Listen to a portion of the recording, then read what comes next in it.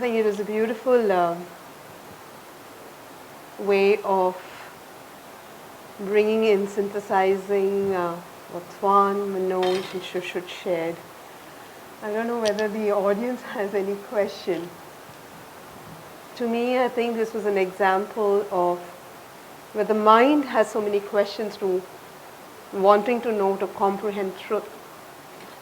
And it's a journey of humility and sincerity of a true seeker. But yet willing to be in the unknown, to drop even that, and which is where I think the aspects of the surrender, what you talked about, the benevolent goodwill, and what indifference did you mention? Awakened indifference. I think those are the two wings that I think to be held on to, and yet allowing paths to come in.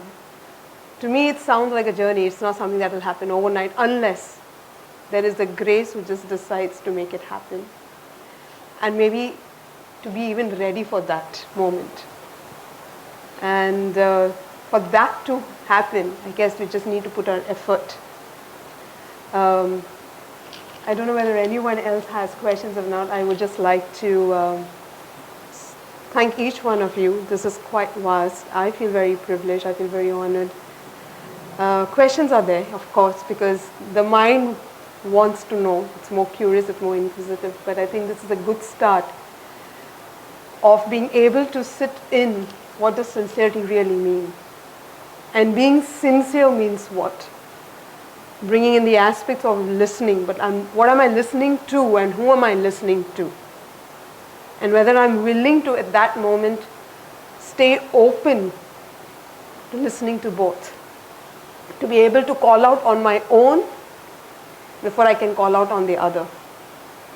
And the definition of the truth as you gave by the mother, I would like to end this, if you could read that line again, to take that forward.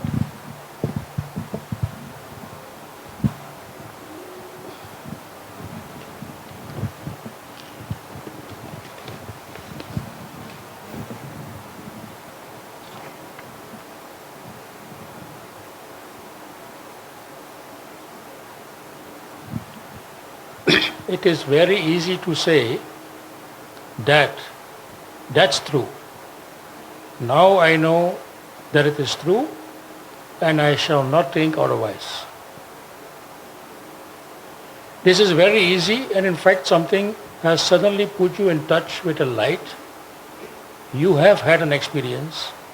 You have become conscious of yourself, conscious of something which transcends you and is the reality of your being. So for you it is perfect. But do not imagine that you must go from door to door, from city to city, country to country, telling people, I proclaim the truth. Because what is true for you may not be at all good for another. What you have seen has its truth in itself. Everything has its truth in itself. But the true raison d'être of this truth is that it has helped you to find yourself, to find the truth of your being. And it may be quite possibly not help your neighbor unless you have a considerable power of persuasion and oblige him to see things as you have seen them yourself. But this has not so much value.